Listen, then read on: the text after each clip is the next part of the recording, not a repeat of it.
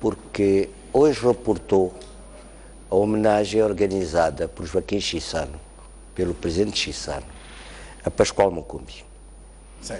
Não é apenas porque Mucumbi e Chissano foram relativamente companheiros.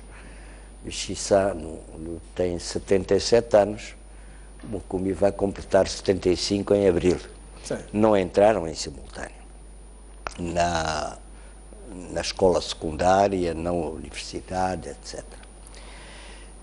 Ambos foram vítimas do racismo. Até um episódio curioso.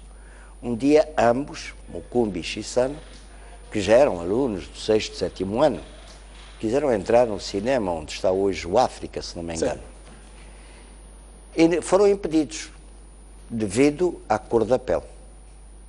Okay. Isso deu um certo escândalo. Mucumbi faz parte da geração dos fundadores da Frelimo, daqueles que lutaram para que desaparecessem, se fundissem os diferentes partidos, o MANO, o DENAMO, o NAMI, e se fundissem dentro da Frente de Libertação. Foi ele que lutou por isso. Temos nesse grupo, para além do velho Marcelino que é o último dos abencerragens, podemos dizer, temos o Hélder Martins, que ainda está vivo, o João Munguambe, falecido Fernando Ganhão, eu próprio, que estivemos nesse grupo. Mucumbi esteve no primeiro congresso, no congresso em que se constituiu a Frente da Libertação de Moçambique, em setembro de 62. Uma homenagem merecedora. Merece, sim senhor, por todo o percurso que foi a sua vida, quer antes, quer para a criação da Frelimo, quer depois da libertação nacional, como médico, como dirigente, incluindo primeiro-ministro. Merece a homenagem. Tá. Obrigado. Vamos olhar para o primeiro tema desta noite, a tomada de posse de Marcelo Rebelo de Sousa, aliás, uma pessoa com fortes ligações com Moçambique. A sua história tem uma ligação forte com Moçambique. O pai de Marcelo Rebelo de Sousa foi um dos dirigentes da província ultramarina, aliás, na província de Moçambique, na altura. Mas esta ligação sempre foi forte. Marcelo Rebelo de Sousa, como homem, sempre teve esta conexão com Moçambique. Que expectativas, não só de laços históricos, mas de cooperação é que se espera entre Moçambique e Portugal nesta nova fase que aquele país lusófono vai agora enfrentar? É um bocado complexo, são duas coisas distintas. Sim. Evidentemente que saúdo, como todos os moçambicanos, a tomada de posse do presidente Marcelo Rebelo de Sousa. E Moçambique marcou a sua presença com o presidente da República, aliás, Filipe foi o Jacinto. único presidente da lusofonia, pelo menos a fazer parte desta cerimónia. O que quero dizer é que temos em consideração as relações. A família Rebelo de Sousa é complexa. Sim. O pai foi um dos grandes dirigentes da Mocidade Portuguesa, a organização da juventude fascista, mas estava muito ligado a Marcelo Caetano.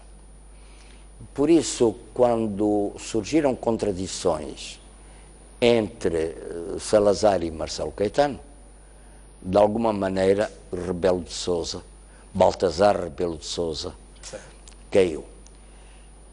Com a tomada de posse de Marcelo Caetano em 68 como chefe do governo português, ele, na sequência, vem para Moçambique, procurou dar uma imagem de convivência não racial. Procurou projetar essa imagem. Convidava não brancos, homens, a esposa convidava senhoras para virem tomar chá, conversar. É verdade que, indiscutivelmente, ele quis marcar uma outra face de Portugal. Estou a falar do pai. Sim. É evidente que também, que neste marcar uma nova face, não conseguia muito. porque nem a PIDE deixava de torturar e assassinar, nem mais nada. Ele tinha pouco poder. Como o próprio Marcelo Caetano não tinha poder. O poder estava na mão de outros. Por isso é que ocorreu o 25 de Abril. Okay. Porque Marcelo Caetano era incapaz de tomar medidas. Marcelo Rebelo de Sousa sempre manifestou uma boa atitude em relação a Moçambique, que muitas vezes declarou que era a sua segunda terra. Sim. Bom, temos também a sorte que o primeiro-ministro de Portugal, também, o António Costa, sim, também tem raízes aqui. O pai dele, Orlando, os avós paternos, vêm daqui. As relações Portugal-Moçambique são importantes e devemos considerar que fazem parte, por um lado, de uma certa tradição e herança histórica, mas, por outro lado, da boa vontade que tem havido nas relações entre os dois países. Considero, contudo, mais prioritária a relação na região. Okay. A nossa relação com Tanzânia, com o Zimbábue, com a Zâmbia, com a Suazilândia, com a África do Sul, com o Malawi, com Angola, com a Namíbia. Porquê? Vivemos aqui. Vivemos aqui, não vivemos noutra parte do mundo. E se há um problema na África do Sul, temos problemas aqui. Afeta diretamente. Temos um problema no Zimbábue, afeta aqui. Temos um problema na Zâmbia, no Malawi, na Suazilândia, apanhamos sempre repercussões dessas situações. Neste momento estamos a apanhar. A crise económica sul-africana está a afetar também Moçambique. A crise da seca na África do Sul também está a afetar Moçambique. Todavia, é importante a relação com Portugal. Mas há coisas que devem estar claras.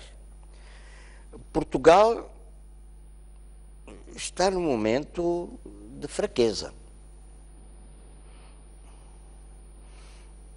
As empresas portuguesas estão presentes, nomeadamente na construção. Creio que o seu desempenho não se tem mostrado exemplar. Okay. Basta ver o prolongamento da Júlio Nyerere. Basta ver o que foi o desastre que ocorreu na JAT, etc, etc, etc. Onde 7 trabalhadores morreram por negligência da empresa, do fiscal. Mas o prolongamento da Júlio Nyerere está há mais de 10 anos. Comparem com o trabalho que os chineses fizeram na Marginal e até Marraquém. Comparem a duração. Comparem o tempo que os chineses levaram a construir a ponte ligando a Costa do Sol, por um lado, para Marraquém e por outro lado para toda aquela zona de Dona Alice ou Cândido Mondlane, etc. Há quanto tempo estão para fazer o viaduto ou a ponte que vai ligar as duas partes da Júlio Nyerere? Bom, eu digo, é preciso ter alguma consciência. Neste momento há certas querelas ao nível da CPLP. Por um lado, em princípio, a cimeira vai ter lugar em Portugal. Portugal vai assumir a presidência. Quem é que pode ser o novo secretário-geral? Neste momento é um moçambicano. Não pode ser um português. Há a questão do acordo ortográfico, que categoricamente Angola e Moçambique até hoje têm-se mantido à distância. Aquele acordo ortográfico eu considero algo desastroso, porque altera toda a maneira de ler e escrever no nosso país. Foi uma iniciativa fundamental do Brasil. Brasileira, sim. E Portugal deixou-se arrastar. Mas reconheçamos, Sérgio Vieira, que o Brasil tem uma maioria esmagadora, grande parte dos conteúdos informativos de comunicação e os grandes livros estão a um modelo brasileiro. Portugal não tinha forças suficientes para travar esta onda? Tinha, não tinha, vamos discutir, podemos discutir. O que facto é que nem Moçambique nem Angola, para citar estes dois países, alinharam nessa iniciativa, até hoje. Okay. Até as nossas reservas.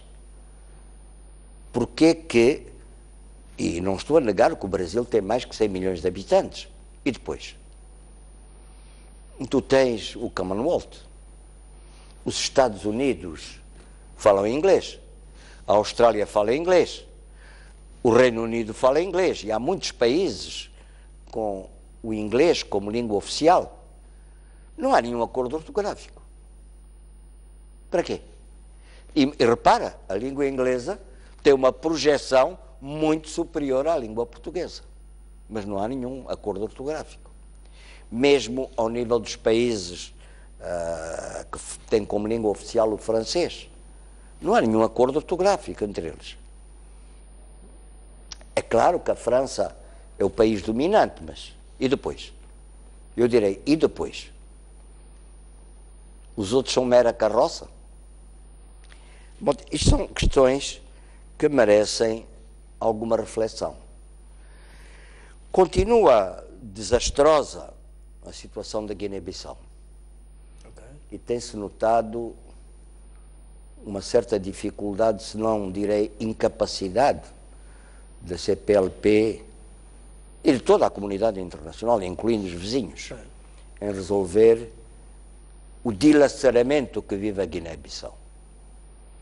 E o que aconteceu na Guiné-Bissau, nós previmos, nós avisamos a tempo e horas, incluindo Amílcar Cabral, sobre o assassinato que ia ter lugar. Bom, e o assassinato foi o resultado de quê? Das explorações do racismo, do tribalismo, do regionalismo, do localismo. E um país tão pequeno, com uma população relativamente pequena, está-se a dilacerar em nome destas coordenadas. É um ponto prévio mesmo sobre a Guiné-Bissau. Há quem aponta um dos principais problemas da Guiné-Bissau como a estrutura do PAIGC. Basta que olhemos que o Presidente da República não é o presidente do partido, aliás, um estatuto meramente diferente com o modelo moçambicano. Estará aí o problema? O PAIGC precisa aprender tanto da Frelimo? Eu penso que isso não quer dizer muito, porque não seria o primeiro ou o segundo país do mundo em que o chefe do Estado e o chefe do governo são de forças políticas diferentes. Mas com autonomias praticamente concentradas no chefe do Estado. Desculpa. Neste momento em Portugal tens um chefe de Estado e um chefe de governo que vêm de horizontes políticos diferentes. Não quer dizer muito. Sim, mas quer dizer qual é a cultura, a estrutura do governo. Qual é a cultura política do país? Qual é a relação que decorre entre as forças políticas existentes no país? E quais são as bases dessas forças políticas? São elas realmente nacionais? Talvez a mais nacional, se me permitem a expressão, seja o PAIGC. Talvez a mais nacional, que está presente nas diferentes regiões. O modelo usado pela Frelimo iria cautelar situações destas, em que o presidente do partido é também presidente da República? Até que ponto? Eu creio que isso não quer dizer nada. Nós em Moçambique temos um presidente da República que é também presidente da Frelimo. Nada impede que, constitucionalmente, legalmente, que amanhã o chefe de Estado seja uma pessoa independente. Percebe o que quero dizer com isto? Sim. Que não venha das fileiras da Frelimo. Pode ocorrer. Não é isso que põe em causa a existência da Frelimo ou de outros partidos. O que põe em causa é a maneira como a cultura política se desenvolve dentro de um país. Como é que a cultura de unidade nacional se afirma dentro de um país. Falou de Portugal, sim senhor. Eu penso que está anunciada a chegada do presidente do Vietnã. Sim. As nossas relações com o Vietnã são excelentes e vêm do tempo da guerra, da libertação. Temos as relações com a China que estão em crescendo contínuo. Temos as relações com a Coreia do Sul que estão em relações em crescentes contínua, um crescente contínuo. Com o Japão. Temos que olhar para isso tudo. Vamos dizer que Portugal não é o centro das nossas relações. Faz parte importante da nossa relação. Mas nós temos outras relações. Em primeiro lugar com a região. Mas também é muito importante a nossa relação, como disse, com os países asiáticos, com a Índia, com a Rússia, que está a renovar a relação, com a Europa. Tá. Vamos virar de página e vamos passar para um assunto doméstico, aliás, que domina a atualidade e preocupa todo o povo moçambicano. Falo da atual situação de tensão político-militar e com a Renamo a exigir a presença de um mediador internacional para o diálogo. O que é que isto lhe diz? O que é que isto significa? Que expectativas desta exigência da Renamo da presença de uma mão internacional para mediar? É muito difícil saber o que passa pela cabeça do dirigente. Começou por pedir a Igreja Católica e Jacob Zuma. Sim. Eu não sei se um chefe de Estado, no caso de Jacob Zuma, tem tempo suficiente para passar uma semana, 2 semanas em discussões. Tenho dificuldade em ver isso. A Igreja Católica é quem? A Igreja Católica é quem? É o Vaticano designar o núncio apostólico ou designar alguém para vir para cá? Ultimamente pediu a União Europeia também para entrar. Já reparou? Cada dia... A Igreja Católica jogou um papel importante no alcance da paz, pelo menos. Não quem? Estará aqui a Igreja Católica. Não estará aqui vamos dizer que... tentar resgatar os valores da Igreja. Vamos dizer, quando falamos da Igreja Católica, estamos a falar de muitas coisas ao mesmo tempo. Sim. Estamos a falar do Papa Paulo VI? Estamos a falar da comunidade de Santo Egídio? Sim. Ou estamos a falar da Igreja Católica em Moçambique naquele tempo? Ainda me lembro quando o cardeal Dom Teodósio de Gouveia dizia que é preciso ensinar essa gente referia-se aos não brancos, a ler e escrever e, sobretudo, a grandeza da nação que os educa. Qual é a Igreja Católica? Quem é a Igreja Católica? Eu vejo que alguma parte dos bispos em Moçambique, coisa que depois da independência, praticamente todos os bispos e arcebispos, tínhamos um cardeal, agora não temos, está jubilado, eram todos moçambicanos. Agora trazem estrangeiros. O que é que estamos a dizer? O que é que nos referimos quando falamos da Igreja Católica? Eu não sei. Esta nova exigência da Renamo de uma mediação internacional torna cada vez mais distante o alcance de consensos? Até que ponto? Eu penso que... Eu não sei o que é que o chefe deseja, o chefe da Renamo. Fala como condição prévia a governar 6 províncias, a partir do mês de março. Sim. O que é que isso quer dizer? Ele ganhou em todas as localidades, todos os distritos daquela província. O que é que isso quer dizer? Vamos fracionar o país sempre que há uma eleição? Vamos federalizar o país sempre? Então, vamos dizer que, há dias eu li, eu creio que até foi no País, que ele disse que não somos reféns da Constituição. Mas quem é que aprovou a Constituição? O próprio partido dele esteve envolvido e ela foi aprovada por consenso. O que é que ele quer? governar à força. Por favor, neste momento, as notícias nos dizem, os machibombos têm dificuldade de circular, os caminhões têm dificuldade de circular, machibombos foram atacados, foram queimados, pessoas foram mortas, as viaturas. Tudo isso está a afetar a economia nacional. Temos pessoas assassinadas, temos escolas que foram queimadas, temos povoações que foram destruídas, temos hospitais, temos situações graves, porque o homem quer governar. Eu quero governar, eu quero governar. É isto. É assim que se faz. Ele tem deputados na Assembleia da República. Nós devemos ser o único país do mundo, neste momento, em que há deputados que estão ligados a uma força armada rebelde. O último país em que isso aconteceu, há muitos anos, foi o Líbano. E destruíram o país. Destruíram o país. Cada grupo tinha o seu exército. Mas é isso que queremos. O sonho daquele homem é o quê? Governar o quê? Cadáveres? Ruínas?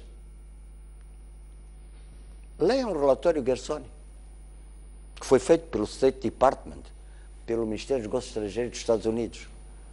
1,5 milhão de mortos que eles fizeram durante a chamada Guerra dos 16 anos, ou não sei quantos, a mando da Rodésia, a mando da África do Sul. É isso que queremos. Tivemos 3 milhões de pessoas deslocadas. É isso que queremos. Cortar a circulação dentro do país. Isso reflete algum interesse patriótico? Ou reflete uma ambição, uma ganância desmedida? Eu creio que ele deve ser, em Moçambique, como partido, não é? Sim. Que está representado na Assembleia da República, eu nunca ouvi falar que nas reuniões, nos congressos, nos órgãos do partido, se discutisse o relatório e contas. As contas do dinheiro que entra e do dinheiro que sai. Como é que entra o dinheiro, como sai. Isto não é uma regra normal em nenhum partido com caráter democrático. Qualquer partido minimamente democrático presta contas. Que postura deve o Presidente da República ter a esta altura em que os apelos à paz, os apelos ao diálogo vêm quase de todos os lados? Estamos perante duas partes, cada uma delas está disponível, mas não há avanços, não há qualquer passo a ser dado. O Presidente da República tem feito apelos constantes. Não vem de hoje, não vem de ontem, do mês passado, da semana passada. Teve encontro com ele, incluindo naquela manifestação burguesa de pedir ao Presidente que fosse ao Indy Village, onde ele estava hospedado, e fazer o chefe de Estado esperar 20 minutos. Não se faz isso em parte nenhuma do mundo. É uma falta básica de cortesia. Já não estou a dizer de civilidade, de educação. É básica. Eu não sei o que é que o homem quer. E eu penso que neste momento ninguém sabe o que ele quer. Porque ele diz uma coisa de manhã, diz outra coisa à tarde. E no dia seguinte, o contrário. Começou por exigir a Igreja Católica e o Presidente da África do Sul. Mas a Igreja Católica é quem? Pergunto, é quem? Ele contactou o Vaticano, contactou o Núncio Apostólico, contactou o Presidente da Conferência Episcopal Moçambicana? A Igreja Católica. Quem é? É a Comunidade de Santo Egídio? O Presidente Jacob Zuma disse ele não ia intervir, salvo se o governo moçambicano quisesse, mas eu não imagino o Presidente Jacob Zuma passar 1 ano, 2 anos a discutir. Ele tem mais que fazer como chefe de Estado e chefe de governo do seu país. Sérgio Vieira presenciou, se não fez parte do processo de liderança deste país durante várias etapas, várias fases, várias conjunturas. Para o contexto de hoje, que soluções para o alcance da paz? Já houve várias situações. Até que ponto é que esta tensão político-militar mexe com a chamada soberania que o país deve ter? Eu acredito que por trás destas manifestações atuais encontram-se certos interesses de fora do país. Há uma mão externa, é isso que pretende dizer? Que procuram fragilizar o Estado, nomeadamente porque Moçambique tem a sorte, ou tem o azar, de possuir terra arável e muitos recursos naturais. Que há gente, há transnacionais, há grupos em muitas partes do mundo que ambicionam controlar, mas se encontram diante de si um Estado forte, não conseguem fazer como querem. A segunda parte, segundo certas informações, aquelas viaturas recebidas recentemente, algumas foram destruídas, o armamento recebido recentemente, algum foi capturado, provém de certas organizações terroristas baseadas na Somália. Digo bem. Si, há uma ligação entre Renamo e há indícios nesse sentido. Há indícios nesse sentido. Porque qual foi o problema? Se ele esteve ligado à Rodésia, se ele esteve ligado ao apartheid, qual é o problema? O problema é eu quero mandar, eu quero ser chefe. Bom, aí eu não posso dizer nada. Está bem? O que é que ele quer? Eu não sei. Eu nem sequer sei se os colaboradores dele sabem o que é que ele quer. Como é que isto vai terminar, Sérgio Vieira? Haverá muitos cenários possíveis. Muitos cenários são possíveis. Não tenho resposta. Quais são os prováveis cenários? Não tenho resposta. Muitos cenários são possíveis. Vimos em várias partes do mundo. Desde o dilaceramento de países até à liquidação de certas pessoas. Já vimos tudo isso. Falando em liquidação, fala-se de uma caça apertada ao líder da Renamo. É conveniente a esta altura? Acredita nisso? Num contexto em que o diálogo é... Desculpa, eu fui militar. Sim. Eu trabalhei na segurança também. Sim. É por isso que lhe faço essa questão. Bom, eu respondo-lhe. Se houvesse uma caça, caçavam. Mas há confrontos. Desculpa, se houvesse uma caça, caçavam. E os confrontos? Quais confrontos? Qual foi o confronto que houve com Savimbi? Por exemplo, se houvesse uma caça, caçavam. Quando entraram na beira e tiraram as armas, por que não fizeram nada? Por que não caçaram? É agora que querem caçar? Não. Eu creio que esse é um cenário improvável. Quando há o desejo de caçar alguém, caça-se. Num Estado, caça-se. Tu tens atiradores que a 100 metros, a 200 metros te acertam num copo. Qual é o problema? Não, não é. Não é esse o caminho justo. Há muitos caminhos, qual deles não sei. E compete em primeiro lugar às pessoas que estão à volta dele, à volta da Renamo e ligadas à Renamo, que se pronunciem, que se distanciem da violência. Há que isolar a violência. Não é o Estado moçambicano que está a queimar machibombos. Não é o Estado moçambicano que está a impedir os caminhões, as viaturas de circularem. Não é o Estado moçambicano que está a queimar hospitais, escolas. Está a provocar, em certas zonas até, a fuga de pessoas para países vizinhos. Não é o Estado que está a fazer isso. Por isso, eu digo, a pressão não é sobre o presidente Nyusi, não é sobre o Estado e o governo moçambicano. Tem que ser contra os autores das ações que permitam uma expressão. Em qualquer parte do mundo são qualificadas de terroristas. Tá. Sérgio Vieira, muito obrigado pela sua presença nos nossos estúdios. Quinta-feira, acredito